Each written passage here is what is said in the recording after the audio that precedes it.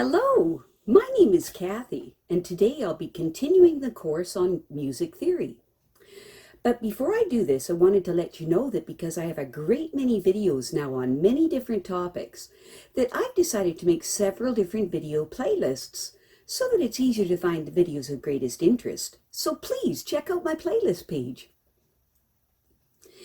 This course breaks itself into three major parts. The first part is basic music theory. The second part is arranging music, and the third part is music composition. In this lesson, we will continue to learn about basic music theory. A cadence is any place in a piece of music that has the feeling of an ending point. This can be either a strong, definite stopping point, such as the end of the piece of music, or the end of a movement or a verse. But it also refers to the temporary resting place pauses that round off the ends of musical ideas with each larger section. A musical phrase, like a sentence, usually contains an understandable idea and then pauses before the next idea starts. Some of these musical pauses are simply take a breath type pauses and don't really give an ending feeling. In fact, like questions that need answers, many phrases leave the listener with a strong expectation of hearing the next answering phrase. Other phrases, though, end with a more definite, "We've arrived here, we're going" feeling. The composer's expert control over such feelings of expectation and arrival are one of the main sources of the listener's enjoyment of the music. Like a story, a piece of music can come to an end by simply stopping, but most listeners will react to such abruptness with dissatisfaction. The story or music simply stopped instead of ending properly. A more satisfying ending in both stories and music is usually provided by giving clues that an ending is coming, and then ending in a commonly accepted way. Stories are also divided into paragraphs, chapters, stanzas, scenes, or episodes, each with their own endings to help us keep track of things and understand what is going on. Music also groups phrases and motifs into verses, choruses, sections, and movements marked off by strong cadences to help us keep track of them. In good stories, there are clues in the plot and the pacing. In Western tradition, the chase gets more exciting, characters good and bad get what they deserve, the inevitable tragedy occurs, or misunderstandings get resolved. That signals that the end of the story is nearing. Similarly, in music, there are clues that signal to the listener that the end is coming up. These clues may be in the form in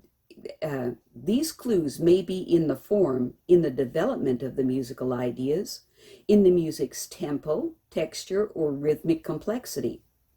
In the chord progression, even the number and length of phrases. Like the ending of a story, an ending in music is more satisfying if it follows certain customs that the listener expects to hear. If you have grown up listening to a particular musical tradition, you will automatically have these expectations for a piece of music, even if you're not aware of having them. And like the customs for storytelling, these expectations can be different in different musical traditions. Harmony. In most Western music, harmony is by far the most important signal of a cadence. One of the most fundamental rules of the major-minor harmonic system is that music ends on the tonic. A tonal piece of music that almost certainly ends on the tonic chord, although individual phrases or sections may end on a different chord. The dominant is a popular choice. But a composer cannot just throw in a tonic chord and expect it to sound like an ending. The harmony must lead up to the ending and make it feel inevitable. So the term cadence in tonal music usually refers to the ending, chord, plus the short chord progressions that led up to it. Melody. In the major-minor tradition, the melody will normally end on some note of the tonic chord triad, and a melody ending on the tonic will give a stronger, more final sounding cadence than one ending on the third or fifth of the chord. Rhythm. Changes in the rhythm, a break or pause in the rhythm, a change in the tempo, or a slowing of or pause in the harmonic rhythm are also commonly found at a cadence. Texture. Changes in the texture of the music also often accompany a cadence. Form. Since cadences mark off phrases and sections, form and cadence are very closely connected, and the overall architecture of a piece of music will often indicate where the next cadence is going to be. Every 8 measures for a certain type of dance, for example. Now let's look at some types of tonal cadences. First, there's the authentic or the complete cadence, or full close, or perfect cadence. This is a dominant chord followed by a tonic chord, 5-1 or often 5-7 to 1. The imperfect cadence. This may refer to an authentic 5-1 cadence in which the chord is not in root position, or the melody does not end on the tonic, or may mean a cadence that ends on the dominant chord. Deceptive cadence, or false cadence, or interrupted cadence. This refers to times that the music seems to lead up to a cadence but then doesn't actually land on the expected tonic, and also often does not bring the expected pause in the music. A deceptive cadence is typical in a major key and is the dominant followed by the submediant, the 5 to the 4 chord. This means the substitute chord is the relative minor of the tonic chord. Half cadence may refer to a cadence that ends on the dominant chord. This type of cadence is more common at pause type cadence than at a full stop ending. Plagal cadence, or half close cadence.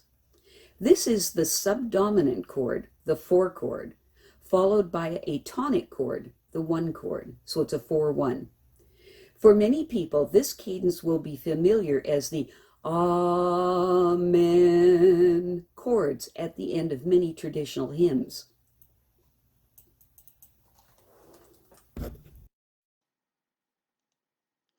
Here are some examples of cadences.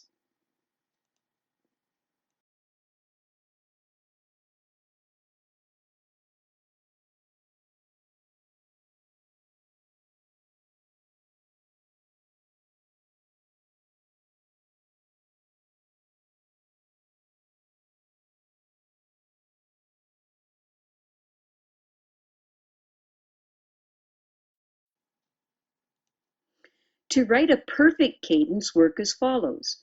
Write the Roman numerals for the cadence under the bass stave, then write the dominant and tonic notes in the bass clef. Notice that the dominant note may move up or down to the tonic note. Next, write one note, the root third or fifth of the dominant chord in the treble clef. Then add the 2 missing notes under the treble note that you have chosen. Then resolve it to the tonic in a smooth fashion. Missing notes under the treble note that you have written. To write a deceptive cadence or a false cadence or interrupted cadence, work as follows. Write the Roman numerals for the cadence under the bass stave, then write the dominant and submediant notes in the bass clef. Notice that the dominant note may move down or up to the submediant note. Next, write one note, the root third or fifth of the dominant chord in the treble clef. Then add the 2 missing notes under the treble note you have written and then resolve it to the submediant in a smooth fashion.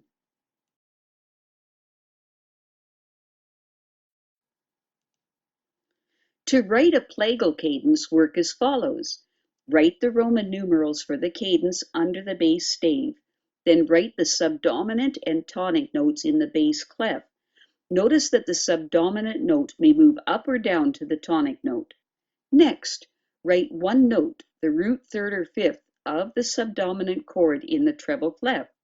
Then add the two missing notes under the treble note you've written, and then resolve it to the tonic in a smooth fashion.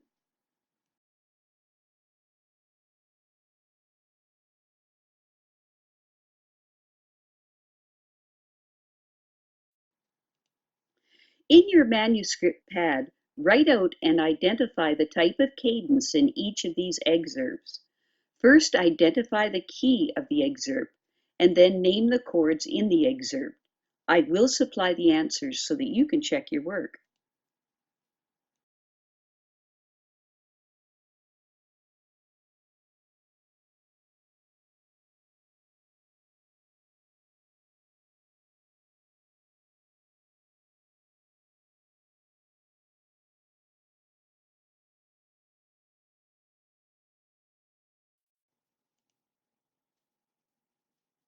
And here are the solutions so that you can check your work. Notice that the half cadence looks like a modulation or a change of key to the dominant. This in this very common progression, the dominant seventh of the dominant, which requires an accidental, makes the dominant feel like a very strong resting point, and the piece will continue on in the dominant key for a while before returning to the tonic key. Also notice the accidental required in the minor key to make the major dominant chord. Since a cadence is the ending of a phrase, it should be given a definite rhythm. Most cadences have the first chord on a weak or medium beat, and the second chord on a strong beat. In compound time, the second chord may be on a weak beat, as long as the first chord comes on the last breakdown of the previous beat. Now, here are the musical terms to memorize for this week. Tempo rubato, in robbed time. L'istesso tempo. After a change of time signature, the basic beat remains at the same speed as before. Tenuto, to hold. Ad libitum, freely, as the performer wishes. I have a great many videos now on many different topics, and so I've decided to make several different video playlists so that it's easy to find the videos of greatest interest. So please check out my playlist page. Well, that's it for now. To stay up to date with my latest videos, make sure to subscribe to this free YouTube channel by clicking the red subscribe button right below this video. Take care.